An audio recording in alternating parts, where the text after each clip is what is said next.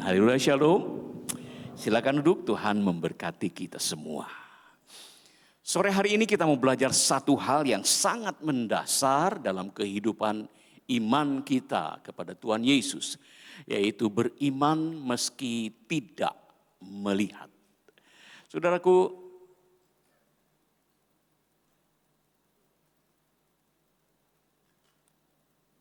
mungkin perlu dibantu aja.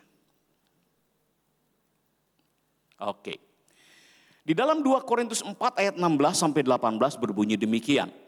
Sebab itu kami tidak tawar hati, tetapi meskipun manusia lahiriah kami semakin merosot, namun manusia batiniah kami dibaharui dari sehari ke sehari. Saudaraku, dari ayat ini kita melihat ada dua bagian dalam kehidupan kita. Yang pertama adalah manusia fisik yang bisa kita lihat dan manusia batin yang tidak bisa kita lihat. Sebab penderitaan ringan yang sekarang ini mengerjakan bagi kami kemuliaan kekal yang melebihi segala-galanya, jauh lebih besar daripada penderitaan kami. Lagi ada dua hal. Hari ini penderitaan, tetapi ada kemuliaan yang nanti akan kita terima. Sebab kami tidak memperhatikan yang kelihatan, melainkan yang tidak kelihatan. Karena yang kelihatan adalah sementara, sedangkan yang tidak kelihatan adalah kekal. Jadi dalam kehidupan kita itu ada dua hal. Yang pertama adalah sesuatu yang tampak dalam apa yang kita lihat dengan panca indera kita, semuanya kita rasakan, semua yang kita lihat dalam kehidupan ini. Tetapi ada satu bagian yang tidak kelihatan, yang juga sebenarnya ada dalam kehidupan kita. Saudaraku, kita lihat bahwa hari-hari ini kemajuan ilmu pengetahuan itu begitu luar biasa. Dan tentunya ini membawa dampak banyak. Pertama-tama adalah kehidupan yang semakin dipermudah untuk melakukan banyak hal. Tetapi di pihak lain juga ada kesulitan-kesulitan yang tercipta karena kemajuan teknologi dan pengetahuan ini. Banyak orang kemudian harus bersaing dengan lebih ketat. Kemudian juga tantangan kehidupan semakin meningkat karena naiknya atau majunya teknologi dan ilmu pengetahuan. Dan persaingan begitu luar biasa, terutama di negara-negara yang sudah dikatakan maju. Saudaraku, di Asia ini ada 4 negara yang katanya ini menjadi macan Asia yang baru. Pertama Hong Kong, Singapura, Korea, dan Taiwan. Dan ternyata di 4 negara ini terjadi sebuah kekhawatiran yang begitu hebat. Sehingga orang-orang muda tidak berani lagi punya anak. Karena mereka takut, kekhawatiran yang semakin sulit dalam menghadapi kehidupan yang semakin sulit untuk mendidik anak, untuk menyekolahkan anak, persaingan bisnis yang semakin kuat. Itu disebabkan oleh kemajuan teknologi. Dan karena itulah kemudian manusia kemudian mementingkan, memprioritaskan bagaimana cara hidup untuk menjadi sukses. Bagaimana dapat survive dan bersaing di tengah semua persaingan yang hebat ini. Dan sikap mental positif, kemudian hidup sukses, cara bergaul yang baik, itu menjadi prioritas yang lebih penting hari-hari ini. Dan secara tidak sadar, kita memang diarahkan atau terarahkan kepada hal-hal yang bersifat materi atau bersifat fisik lebih daripada apa yang tidak kelihatan. Buktinya saudaraku, hari-hari ini di gereja pun demikian. Apakah pernah lagi mendengar khotbah tentang neraka dan surga hari-hari ini? Khotbah hari-hari ini seakan-akan ditujukan bagaimana hidup benar dan hidup sukses berbahagia di dunia ini. Karena begitu besar perubahan yang terjadi di dalam dunia. Sehingga gereja pun kemudian kebanyakan itu sudah merasa bahwa khotbah tentang neraka, mengusir setan dan yang lain-lain itu sudah tidak relevan lagi dengan keadaan sekarang. Apa yang tidak kita lihat sekarang sudah kita benar-benar lupakan. Sekarang bergelut dengan apa yang ada di depan mata kita. Persaingan dan yang lain-lain. Dan ini yang terjadi dalam kehidupan hari-hari ini. Banyak anak muda di negara maju sudah melupakan gereja. Sudah melupakan ibadah. Karena mereka berpikir ini tidak relevan lagi untuk kehidupan hari-hari ini. Mereka ke gereja, yang datang ke gereja pun banyak sekali orang-orang yang hanya karena status predikat sebagai orang Kristen yang harus pergi ke gereja. Tapi ternyata mereka datang ke gereja itu hanya karena kebiasaan saja, tanpa mengakui kekuatan dari ibadah itu sendiri. Satu survei berkata, saudara, bahwa di Indonesia ini 64% jemaat datang ke gereja. 64% jemaat datang ke gereja adalah karena kebiasaan. Tanpa mengakui bahwa itu adalah ibadah yang berkuasa. 64%. Setelah kemajuan yang begitu hebat, tantangan yang di depan mata, ternyata kita sudah terpaku dengan apa yang ada di depan mata kita hari-hari ini, saudaraku. Saudaraku, hari ini kita harus melihat bahwa sebenarnya ada sesuatu yang jauh melampaui apa yang disebut dalam ilmu pengetahuan. Di dalam 2 Korintus pasal 4 ayat 18 berkata demikian, sebab kami tidak memperhatikan yang kelihatan, melainkan yang tidak kelihatan. Karena yang kelihatan semua itu adalah sementara, sedangkan yang tidak kelihatan adalah kekal. Haleluya. Saudara, kita harus kembali lagi untuk ingat, untuk berfokus kepada dimensi yang tidak kelihatan, yaitu kepada kekekalan. Sebuah dimensi yang tidak kita lihat tetapi ada, hadir. Bahkan Alkitab mengatakan bahwa itulah justru yang kekal. Semua yang kita lihat itu akan berlalu, tetapi apa yang tidak kita lihat justru itu yang kekal. Saudaraku, kemana arah pikiran kita hari-hari ini ditujukan? Di tengah persaingan, di tengah kekhawatiran, di tengah kemajuan, apa yang kita pikirkan dalam kehidupan kita? Alkitab mengingatkan sekali lagi, kami tidak memperhatikan yang kelihatan, tetapi yang tidak kelihatan. Mari kembali kepada inti iman kita. Bukan melihat yang kelihatan, tetapi yang tidak kelihatan. Yang kelihatan semua akan berlalu, tapi yang tidak kelihatan adalah kekal. Saudaraku, sebenarnya kita ini dikelilingi oleh hal-hal kuasa, kekuatan yang tidak kelihatan. Sebenarnya kita ini dikelilingi oleh begitu banyak mujizat yang tidak kita sadari.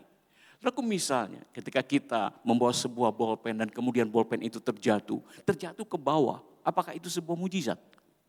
Kita berpikir, oh itu bukan mujizat lah. Ilmu pengetahuan sudah mengajar kita bahwa itu karena adanya gravitasi. Kemudian kita melihat pohon-pohon bertumbuh dan berbuah. Apakah itu sebuah mujizat? Dan kita berpikir, oh semua juga sudah diterangkan oleh ilmu pengetahuan. Bahwa akar-akar menyerap sari-sari makanan dan kemudian fotosintesa dengan sinar matahari bla bla bla bla bla bla. Sehingga kemudian terjadilah buah. Saudaraku, kita melihat air yang begitu besar di lautan tiba-tiba menguap naik ke atas. Dan kemudian awan yang besar itu menurunkan hujan, mencuci miliaran batang daun, mencuci puluhan miliar daun-daun. Apakah itu sebuah mujizat? Oh tidak, karena air itu memang dipanaskan dan kemudian menguap. Dan itu bisa diterangkan dengan sains, dengan ilmu pengetahuan. Karena ada gravitasi, karena ada sifat DNA dari buah, karena air menguap ketika suhu panas. Dan itu bisa dijelaskan, itu bisa diterangkan. Tetapi saudara, satu hal yang perlu kita pikirkan adalah kenapa ada gravitasi. Ya betul ada gravitasi, tapi mengapa ada gravitasi? Kenapa pohon-pohon pandai mencari zat-zat yang dibutuhkan? Dan kemudian kenapa dibawanya ke daun-daun? Kemudian dimasak dengan sinar matahari. Dan kemudian kenapa dia menghasilkan buah yang tertentu. Kenapa air itu tiba-tiba kalau dipanaskan memiliki sifat untuk menguap. Tentu ada satu orang yang menaruh sifat itu di dalam semuanya itu. Bukankah itu sebuah miracle? Bukankah itu sebuah keajaiban yang tidak pernah kita sadari?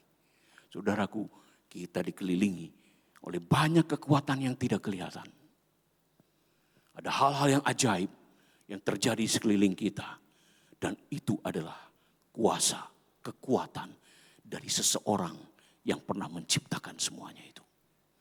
Saudaraku, mari kita melihat, menyadari bahwa kita hidup di tengah-tengah keajaiban yang tidak pernah kelihatan. Siapa yang membuat itu? Saudaraku, di dalam Ibrani pasal 1 ayat yang ketiga berkata, Ia, Yesus adalah cahaya kemuliaan Allah dan gambar wujud Allah dan menopang segala yang ada dengan firman-Nya yang penuh kekuasaan. Dan setelah ia selesai mengadakan penyucian dosa, Yesus duduk di sebelah kanan yang maha besar, di tempat yang maha tinggi. Dia Yesus yang menopang semua yang ada dengan firman-Nya. Rupanya Tuhan bukan cuma menciptakan segala sesuatu dengan firman-Nya, tetapi dia juga menopang, mengatur, mengendalikan segala sesuatu dengan firman yang pernah dia ucapkan itu. Dahsyat sekali. Apakah kita pernah menyadari hal itu? Bahwa Yesus yang mengendalikan segala-galanya. Bagi Yesus tidak aneh, saudaraku, untuk membuat bumi memiliki gravitasi. Dia yang menciptakan seluruh alam semesta ini. Ibrani 11 ayat yang pertama dan sampai 3 berkata demikian.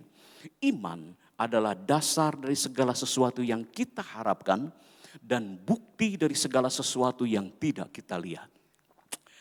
Amin. Sebab oleh imanlah kita diberikan kesaksian kepada nenek moyang kita. Karena iman kita mengerti bahwa alam semesta telah dijadikan oleh firman Allah. Sehingga apa yang kita lihat telah terjadi dari apa yang tidak dapat kita lihat. Segala hal tercipta karena sebuah kuasa, yaitu firman. Semuanya awalnya tidak terlihat. Tapi kemudian dengan firman itu menjadi terlihat. Tetapi apakah itu sudah selesai? Masih banyak hal yang tidak bisa kita lihat saat ini. Tetapi tetap memelihara dan menopang kehidupan kita. Seperti hal-hal yang sudah kita bicarakan tadi. Banyak hal yang ajaib dalam kehidupan kita. Saudara, apa bedanya logika dan iman? Kadang-kadang kita berpikir apakah iman itu masuk logika atau tidak. Masuk pikiran manusia atau tidak. Saudara, kalau kita lihat saudara, logika manusia itu begitu terbatas. Logika manusia itu dibentuk dan tercipta oleh apa yang pernah kita terima dalam pengajaran atau pelajaran di sekolah misalnya. Air adalah hidrogen dan oksigen. Itu yang kita kemudian terima. Apabila asam dan basa disatukan, itu akan menjadi garam ditambah air. Itu yang dipelajari oleh kita di sekolah, dan itu menjadi logika buat kita. Dan di luar itu tidak mungkin terjadi. Karena logika kita itu dibentuk oleh pengajaran, juga oleh pengalaman-pengalaman kita. Dan inilah kemudian yang membentuk logika kita. Logika kita. Apabila terjadi sesuatu di luar itu, kita katakan tidak masuk akal. Karena logika kita dibentuk oleh pelajaran, oleh pengalaman, dan hal-hal yang lain lagi. Sehingga kita memiliki sebuah batas-batas logika. Tetapi ternyata Tuhan itu tidak terbatas di dalam logikanya. Tuhan tidak butuh diajar. Dialah pemilik semua kuasa dan kemungkinan. Tetapi kita memiliki batas-batas. Sehingga ketika terjadi sesuatu di luar logika kita, tetapi itu tentunya dalam kuasa Tuhan, maka kita katakan itu sebuah kemustahilan. Karena tidak masuk akal kita, tidak sesuai dengan apa yang sudah kita pelajari. Dan apabila toh itu terjadi juga, maka kita katakan itu sebuah mujizat. Padahal saudaraku, di mata Tuhan itu biasa saja. Logika Tuhan itu tidak terbatas oleh hidrogen dan oksigen. Yang harus menjadi buah anggur, yang harus menjadi air anggur, mengandung unsur karbon. Dari mana itu? Secara ilmu kimia itu tidak mungkin. Logika membatasi kita. Tetapi logika Tuhan tidak bisa dibatasi oleh itu. Logika yang tidak terbatas. Ada hal yang tidak kita lihat, yang sedang mengendalikan kehidupan kita. Dan itu di luar jauh lebih besar daripada logika yang kita miliki. Saudaraku, logika manusia itu akan terhubung dengan logika Tuhan yang tak terbatas dengan iman. Iman itulah yang menghubungkan logika kita yang terbatas kepada logika Tuhan yang tidak terbatas. Karena itulah Alkitab berkata, bagi orang percaya tidak ada yang mustahil. Ada hal yang tidak kita mengerti, ada hal yang tidak kita lihat, tetapi itu mengendalikan kehidupan kita. Hari ini saudaraku, kita harus menyadari bahwa kehidupan kita bukan hanya apa yang bisa kita lihat, tetapi apa yang tidak bisa kita lihat sedang memelihara hidup kita hari-hari ini. Nah saudaraku, ada sebuah kehilangan yang luar biasa dalam hidup kita. 1 Korintus 15 ayat 19 berkata, jikalau kita hanya dalam hidup ini saja menaruh pengharapan kepada Kristus, maka kita adalah orang-orang yang paling malang dari segala manusia. Kita mengharapkan Kristus memberkati kita, bukan? Ya. Membuat kita berhasil? Ya. Menyembuhkan kita? Ya. Tetapi jikalau kita hanya dalam hidup ini saja menaruh pengharapan pada Kristus, maka kita adalah orang-orang yang paling malang dari segala manusia. Apa yang kalau kita hanya mengandalkan Kristus untuk apa yang bisa kita lihat dalam kehidupan kita ini, Alkitab bilang kita adalah orang-orang yang paling malang di dunia. Kita kehilangan sesuatu yang lebih besar daripada apa yang bisa kita lihat. Ada sesuatu yang hilang karena kita hanya mengandalkan Kristus untuk apa yang bisa kita lihat hari ini. 2 Korintus 4 ayat ke-17.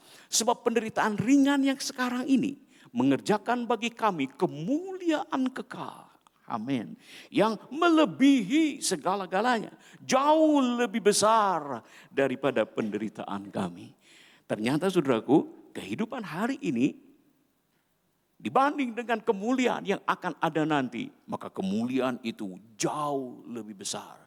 Maka dari itu Paulus berkata, kalau hanya kita mengandalkan Kristus untuk hidup ini saja, kita adalah orang malang. Sebab ada kehilangan yang besar tentang kemuliaan yang jauh lebih besar daripada apa yang kita terima hari ini. Karena itu saudaraku, kita harus mengerti bahwa ada kekuatan, ada kemuliaan yang jauh lebih besar daripada apa yang kita lihat hari ini. Jangan mengandalkan Tuhan hanya untuk kehidupan kita saat ini. Hari-hari ini saudaraku, kita berpikir, seringkali kita melihat dan mendengar bahwa haleluya, dengan iman saya berhasil. Hanya sekedar itu.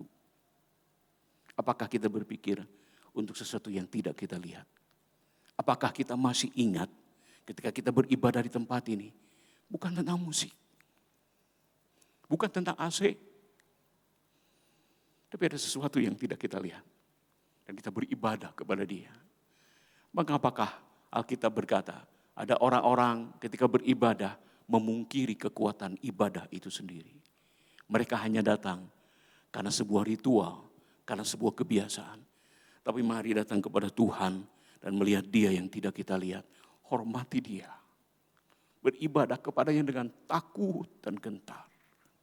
Dia yang tidak kita lihat. Tetapi Dia adalah yang kekal dan mulia, yang mengendalikan seluruh keberadaan kehidupan kita. Saudara, kehilangan terbesar itu seperti Gehazi. Dia hanya merasa ketakutan karena hanya melihat apa yang di depan mata. Kalau kita hanya melihat apa yang di depan mata, maka kita tahu bahwa tantangan, kesulitan kehidupan itu akan semakin sulit. Dunia tidak akan semakin mudah. Bayangkan apabila kita hanya melihat yang kelihatan. Maka kemudian hidup kita akan semakin penuh dengan kekhawatiran, ketakutan akan apa yang akan terjadi nanti. Seperti Gehazi, hamba dari Elisa yang hanya dapat melihat yang kelihatan, maka teriakannya cuma satu, celaka. Karena satu kali ketika rumah Elisa dikepung oleh tentara Aram, karena marah sekali Raja Aram kepada Nabi Elisa, dikepungnya rumah Elisa. Dan ketika pagi-pagi Gehazi, hamba dari Elisa itu membuka pintu, teriakan pertama yang dia teriakan adalah celaka. Karena dia melihat apa yang di depan mata. Tapi kemudian Elisa berdoa, ya Tuhan, buka mata bujang ini supaya dia melihat. Dan Tuhan membuka mata Gehazi. Dan kemudian dia melihat apa yang sebelumnya dia tidak lihat. Begitu banyak malaikat tentara Tuhan yang berkemah sekeliling Elisa. Dan setelah itu dia berani menghadapi kehidupan, tantangan. Karena dia tahu bahwa bahwa di balik semua yang kelihatan itu ada tentara Tuhan yang tidak kelihatan. Saudaraku, Tuhan selalu hadir dalam hidup kita. Dan itu satu hal yang perlu kita tetap percaya dan iman, melihat sesuatu yang tidak kelihatan. Beriman walaupun kita tidak melihat hal itu. Saudaraku, ketika saya masih muda, ya sekarang masih muda juga lah dikit. Sisa-sisa muda masih ada gitu. Tapi ketika saya benar-benar masih muda, satu kali saya udah pelayanan ya bersama teman-teman, dan satu malam ketika saya pulang, saya ingat sekali tiba-tiba saya mengalami ketakutan yang tidak jelas kenapa. Takut banget, benar-benar takut. Entah kenapa, entah apa yang terjadi. Tapi saya ketakutan di kamar ketika mau tidur, ketakutan sekali. Dan kemudian pada saat itulah saya berdoa, Tuhan tolong saya, ini ada apa? Ya saudaraku, kalau kita berpikir mungkin ayah naon didinya gitu yang tidak kita lihat, oke apapun lah. Pokoknya pada saat itu saya ketakutan dan saya berdoa, Tuhan tolong apa yang sedang terjadi. Saya mau baca Alkitab, tunjukkan ayat dari Tuhan. Dan saya buka Alkitab. Dan kemudian pada saat itu dengan caranya sendiri Tuhan tunjukkan kepada saya sebuah ayat. Malaikat Tuhan berkemah di sekeliling orang-orang yang takut akan Dia. Tapi saya tidak tahu. Sehingga saya takut. Sehingga saya gemetar. Karena saya tidak mengetahui bahwa ada malaikat yang berjaga-jaga bersama dengan kita. Saudaraku, kalau kita hanya melihat yang kelihatan, yang ada adalah ketakutan, kekhawatiran, sementara kehidupan akan semakin sulit. Sementara anak-anak kita akan berjuang semakin keras. Tetapi apabila kita melihat segala sesuatu yang dibalik semua yang kelihatan, itu akan membuat kita kuat. Dan kita akan memiliki respon yang benar terhadap semua tantangan itu. Beriman walaupun kita tidak melihatnya. Saudara, kita perlu mengetahui, menyadari, mempercayai bahwa Tuhan itu memelihara hidup kita. Tuhan menjaga kita dan Tuhan menolong kita walaupun kita tidak sadar. Tanpa sadar, dengan ketakutan itu saya tidak sadar bahwa Alkitab berkata malaikat Tuhan berkemah di sekeliling orang-orang yang takut akan Dia. Saya tidak tahu, saya tidak sadar. Dan itu yang sering kita alami bukan? Kita tidak sadar, kita tidak tahu. Tetapi Tuhan tetap pelihara kita walaupun kita tidak menyadarinya. Tuhan mengatur semuanya untuk kebaikan kita. Seperti Dia memberkati burung-burung pipit. Seperti Dia mendandani bunga-bunga bakung di padang. Tanpa mereka sadar dan tanpa mereka tahu. Tetapi Tuhan memberikan kebaikannya. Demikian Tuhan memelihara kehidupan kita. Jangan cuma melihat apa yang di laba depan mata. Tapi percayalah walaupun kita tidak melihat apa yang ada di dimensinya Tuhan. Walaupun kita tidak bisa melihat dengan mata jasmani, kita percaya Tuhan itu ada. Amin. Tuhan ada di sini.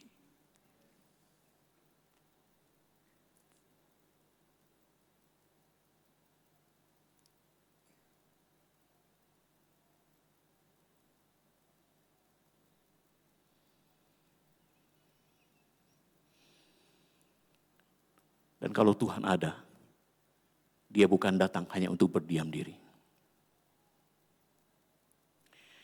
Dan yang selanjutnya saudaraku, Tuhan itu bahkan ingin menolong kehidupan kita.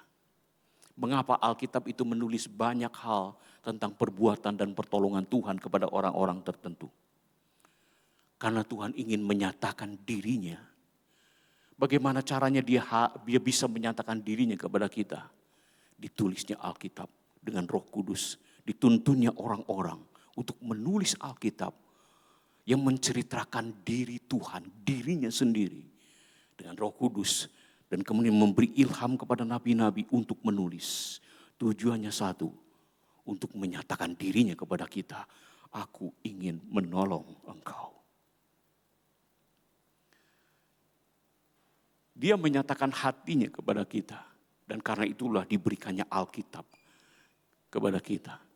Lihat, Dia menyatakan dirinya dengan kekuatan dan kuasa yang penuh. Sehingga kita menyadari bahwa Dia memang berkuasa. Lihat Dia menyembuhkan orang sakit dan membangkitkan orang mati. Dia mengubah air menjadi anggur. Dia meneduhkan badai. Dia memerintahkan ikan untuk datang kepada jalannya Petrus.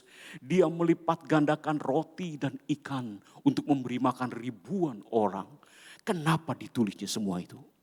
Bukan untuk menyombongkan diri. Tetapi seakan-akan Tuhan berkata kepada kita, anakku, ketahuilah siapa aku, siapa Bapamu. Dia perkenalkan dirinya. Bahwa Dia ingin menolong dan menyertai kehidupan kita. Walaupun kita tidak melihat Dia. Dan salah satu cara yang terbaik adalah ditulisnya Alkitab. Karena kita tidak bisa melihat Dia. Dan saudaraku, Ibrani 13 ayat 8 berkata, Yesus Kristus itu tetap sama. Amin. Baik kemarin, hari ini, sampai selama-lamanya. Dia tidak akan pernah berubah dalam hal itu. Dia akan tetap menyertai kita. Walaupun kita tidak melihat Dia. Dia tetap akan menolong kita. Walaupun kita tidak menyadarinya. Saudara, ketika Tuhan Yesus menolong, ada satu hal yang unik, yaitu Yesus jarang melakukan cara yang sama 2 kali. Pernah mungkin sekali 2 kali Dia melakukan hal yang sama, yaitu melipat gandakan roti dan ikan. Satu kali kepada 5.000 orang, satu kali kepada 3.000 orang. Ya memang karena bahan itu yang ada, nggak ada lagi. Jadi dilipat gandakan. Tetapi dalam peristiwa-peristiwa lain jarang sekali Tuhan melakukan mujizat yang sama, menolong orang dengan cara yang sama. Selalu berbeda-beda. Pernah nggak terpikir, kenapa begitu? Bukankah kalau kita pergi ke dokter, resep yang sama selalu diberikan, bukan? Obat batuk etawe terus nu keluar. Udah tahulah kalau ke dokter anu pasti obatnya eta kan begitu. Tetapi Yesus enggak begitu. Rupanya saudaraku mungkin kita bisa berpikir bahwa Dia itu tidak pernah kehabisan cara. Sehingga selalu banyak hal yang dilakukannya untuk menolong. Cara-cara yang berbeda. Dan saudaraku karena itulah kalau kita tidak mengalami sama seperti orang lain ditolong. Jangan khawatir. Saudara. Kalau ada sebuah kesaksian, dia didoakan, ditumpang tangan oleh pendeta, tiba-tiba boom, bisnisnya luar biasa berhasil. Tetapi ketika kita didoakan, kok enggak seperti itu? Jangan khawatir. Tuhan seringkali menolong seseorang itu bukan dengan cara yang sama seperti dilakukannya kepada orang lain. Dia punya cara sendiri. Mungkin salah satunya adalah karena Dia begitu banyak cara dan tidak terbatas oleh metode, tidak terbatas oleh kebiasaan atau sebuah program. Tapi Dia betul-betul tidak terbatas. Atau satu lagi, karena Dia melakukannya itu spontan keluar dari hatinya. Dan itu bukan sebuah program. Tetapi apa yang keluar dari hatinya, ekspresi segar pada saat itu, maka kemudian dilakukannya kepada kita. Saudaraku, Tuhan ingin menolong kita. Dan apabila kita tidak melihat pertolongan yang sama seperti yang dilakukannya kepada orang lain, jangan khawatir. Itulah memang yang selalu dilakukannya. Berbeda-beda, satu dengan yang lain. Mari hari ini kita lebih percaya dan mengenal siapa Kristus, siapa Tuhan kita itu. Saudaraku, ketika Tuhan Yesus menolong, itu selalu ada rencana di balik perbuatannya itu. Selalu ada rencana. Saudaraku, perbuatan Tuhan ketika Dia bekerja itu selalu memiliki sebuah rencana. Lihat ketika orang buta itu lahir dengan keadaan buta. Dan murid-murid berkata, "Guru, kenapa anak ini lahir dalam keadaan buta? Siapa yang salah?" Dan Tuhan berkata, tidak ada sesuatu yang salah. Tetapi supaya pekerjaan Tuhan dinyatakan di dalam dia. Rupanya, Tuhan memiliki sebuah rencana ketika anak itu lahir buta. Mungkin anak itu pernah berkata, "Why me? Kenapa aku yang harus lahir buta?" Miliaran orang atau ratusan juta pada saat itu lahir dengan keadaan normal. Tapi dia lahir dalam keadaan buta. Kenapa demikian? supaya pekerjaan Allah dinyatakan di dalam dia. Saudaraku, satu kali mungkin kita pernah merasakan hal yang sama. Kenapa aku tidak seperti orang-orang lain? Tuhan memiliki rencana di dalam semua perbuatannya. Saudaraku, ketika Lazarus sakit, kenapa Yesus berdiam diri di tempat yang lain sebelum dia datang dan menyembuhkan Lazarus sampai Lazarus mati? Karena dia punya tujuan. Yesus tahu. Bahkan ketika Lazarus mati, Yesus tahu. Dan ketika Yesus mengetahui Lazarus sudah mati, Yesus berkata kepada murid-muridnya, "It is now the time." Ini waktunya, mari kita datang. Wow. Ketika Tuhan bekerja, ada rencana. Bukan iseng-iseng doang.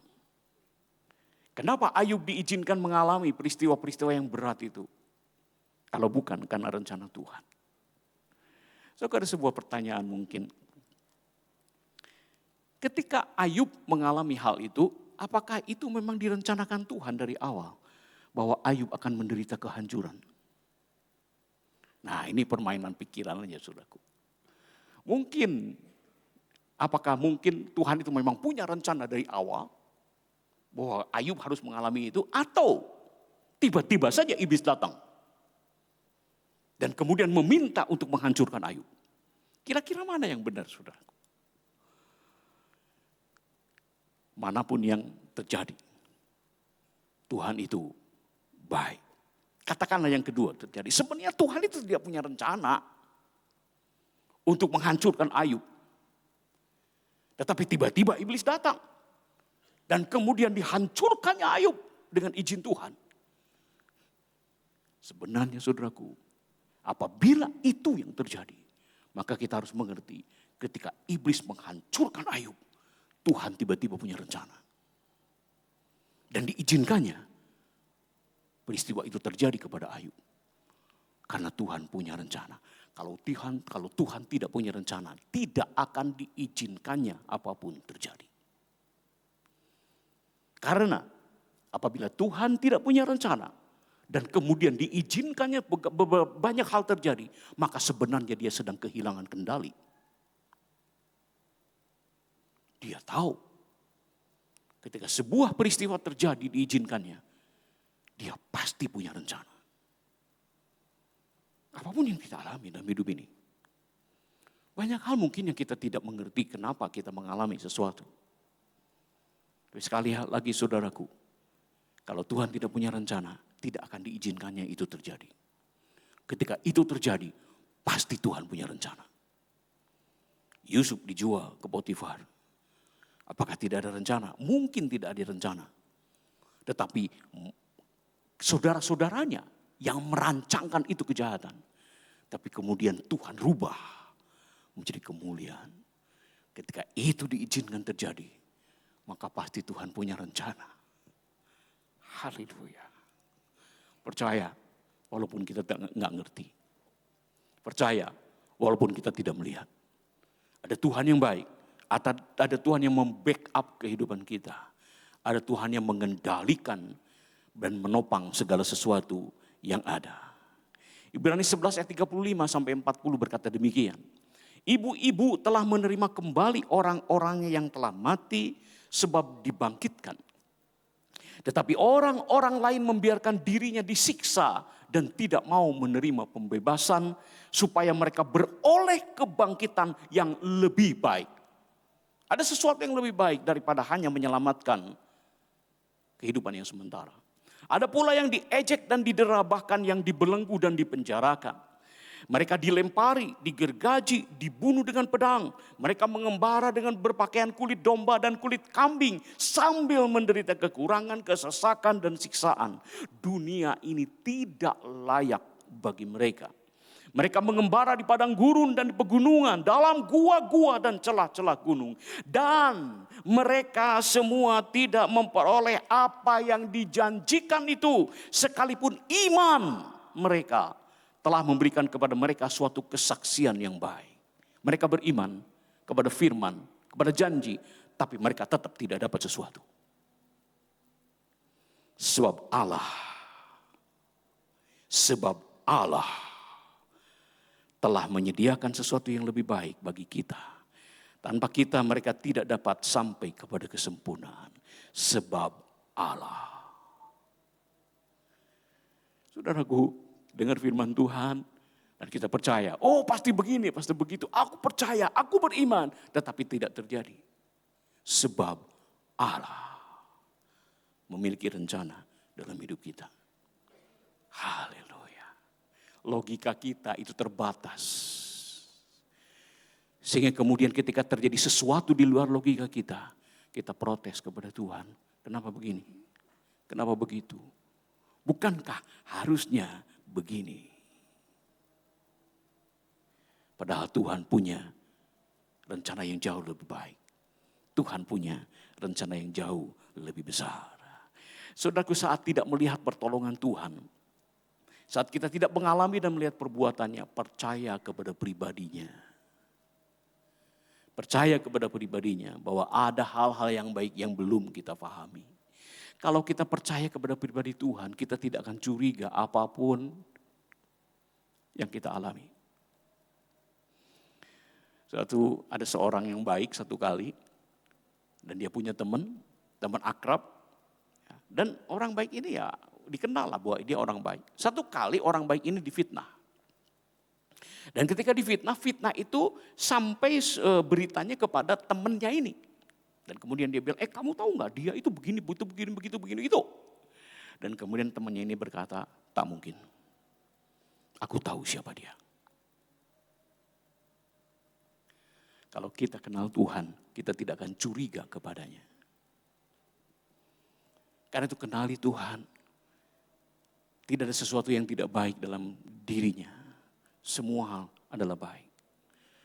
Karena itu saudaraku, apabila satu kali kita tidak mengerti kenapa Tuhan lakukan itu, percaya saja kepada pribadinya.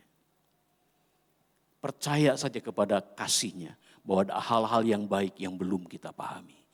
Tuhan itu seringkali tidak menunggu kita ngerti dulu baru lakukan. Kadang-kadang dalam keadaan kita tidak mengerti, kemudian Tuhan melakukannya. Walaupun itu kadang-kadang membuat kita salah ngerti. Saudaraku, satu kali saya bicara sama anak saya. Nanti kamu punya anak. Kalau kamu punya anak nanti, kamu harus didik dia dengan benar. Tapi ketika kamu mendidik dia dengan benar, mungkin anakmu itu akan salah ngerti. Segala tidak boleh, ini tidak boleh, itu tidak boleh. Dan dia marah kepada kamu. Tetapi bagaimanapun juga, didiklah dia. Bukankah itu hati Tuhan seperti itu? Dia tidak menunggu kita mengerti.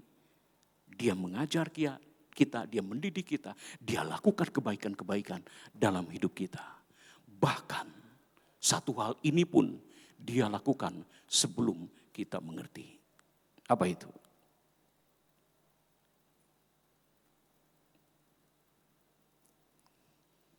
Salib. Dilakukannya tanpa menunggu kita mengerti. Bahwa salib itulah jalan penebusan. Manusia tidak ngerti. Dengarkan apa yang dikatakan oleh Tuhan. Ketika dia di atas salib itu. Bapa ampuni mereka. Mereka tidak tahu apa yang mereka lakukan. Tuhan tidak menunggu kita mengerti. Untuk melakukan kebaikan dalam hidup kita. Karena itu saudaraku, seringkali kita nggak ngerti kan. Kenapa Tuhan lakukan sesuatu dalam hidup kita? Kita jadi curiga, kita jadi marah, kita jadi kecewa. Mungkin bahkan berniat berpikir untuk mundur dari Tuhan karena enggak ngerti. Tetapi bagaimanapun Dia adalah Tuhan yang baik. Yang tetap akan melakukan kebaikan itu dalam hidup kita. Tetap percaya walaupun kita tidak mengerti. Tetap beriman walaupun kita tidak melihat. Karena Dia adalah Tuhan yang sangat baik. Iman itu yang akan membuat kita tetap bertahan. Maka karena iman maka Musa telah meninggalkan Mesir dengan tidak takut akan murka raja. Ia bertahan. Sama seperti ia melihat apa yang tidak kelihatan. Andai saja Musa tidak punya iman seperti itu, dia tidak akan melakukannya. Dan Ibrani 10 ayat 38 berkata, tetapi orangku yang benar akan hidup oleh iman. Percaya kepada Tuhan, walaupun tidak melihat. Percaya kepada Dia, walaupun tidak mengerti. Tetapi kita percaya kepada pribadinya saja, pribadi Tuhan yang sangat baik itu. Saudaraku, satu kali ketika kita tidak melihat Tuhan, seakan-akan Tuhan meninggalkan hidup kita. Maka saudaraku, ketika Tuhan seakan bersembunyi, sebenarnya Dia sedang melatih kita untuk percaya bahwa Dia itu ada. Hanya karena kita tidak merasakan kehadiran Dia, itu bukan berarti Dia tidak ada.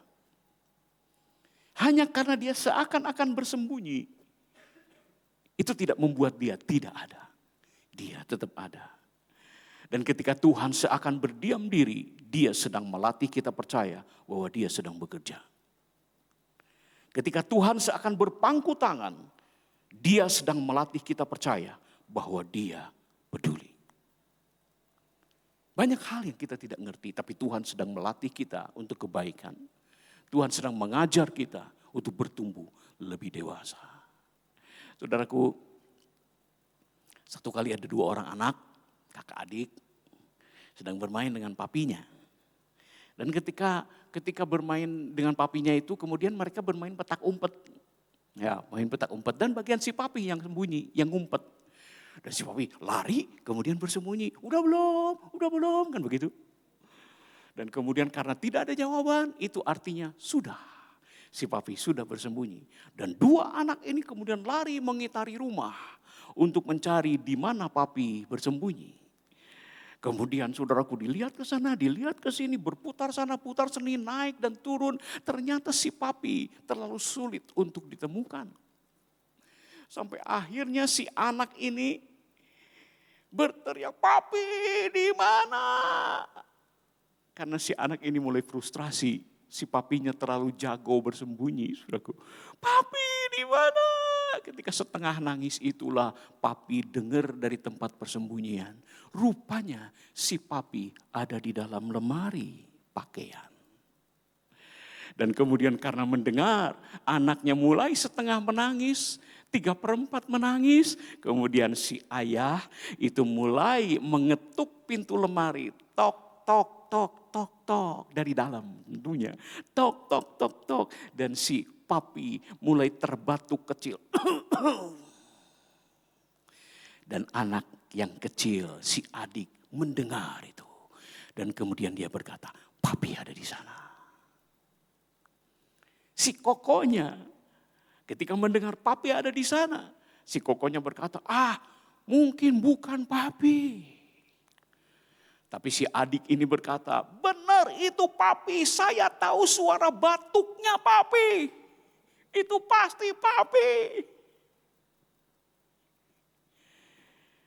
Saudaraku, pernah enggak di dalam pencaharian kita tiba-tiba Tuhan memberikan tanda-tanda tertentu bahwa Dia ada. Bahwa Dia tidak pernah tinggalkan kita. Mungkin dengan batu kecil, atau dengan ketukan di pintu, atau dengan awan sebesar telapak tangan. Yang menandakan, aku ada. Walaupun kita tidak melihat Dia, tapi Tuhan memberikan tanda-tanda bahwa Dia hadir. Jangan terlalu terpaku dengan masalah, sehingga kita tidak mendengar batuk kecil dari Tuhan. Sehingga kita tidak mendengar ketukan pintu yang memberi tanda kepada kita, aku ada.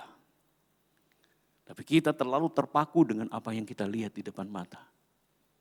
Mari hari ini lebih perhatikan apa yang tersembunyi, yang kadang-kadang kita tidak lihat. Tetapi sebenarnya Dia itu hadir di dalam kehidupan kita. Haleluya. Iman membuat kita bertahan. Ketika kita tidak bisa lagi berbuat apapun, ayo berikanlah kesempatan kepada Tuhan untuk bekerja dengan caranya dan dengan waktunya sendiri. Walaupun seringkali memang caranya kita nggak ngerti, Waktunya juga terasa panjang. Tetapi biarkanlah dia bekerja. Let God be God. Biarkan dia menjadi Tuhan yang memerintah kehidupan kita. Haleluya. Saudaraku, mungkin pemusik bolehlah soft aja ya. Saudaraku, Tuhan itu selalu, Bapa itu selalu mendengar doa Yesus. Benar kan? Apa yang didoakan oleh Tuhan Yesus itu didengar Bapa dan dikabulkan oleh Bapa. Dan Yesus berdoa banyak hal dan dikabulkan oleh Bapa. Saudaraku, tolong perhatikan ini. Pernah enggak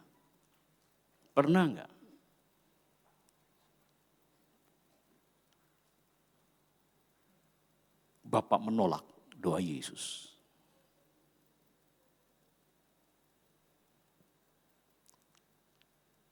Pernah?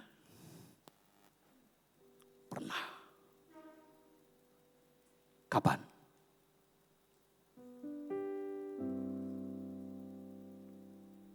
Ya Bapa, kalau boleh, lalukan cawan ini dariku. Tetapi Bapa berkata, enggak. Kenapa? Sebab Bapa punya rencana lebih besar. Anda.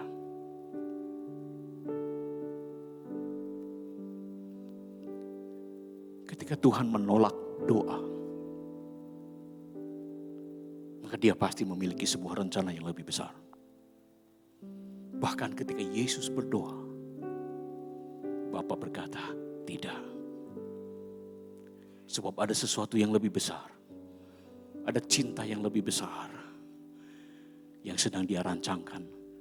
Itu menebus kita semuanya. Mungkin saja Tuhan satu kali menolak doa kita.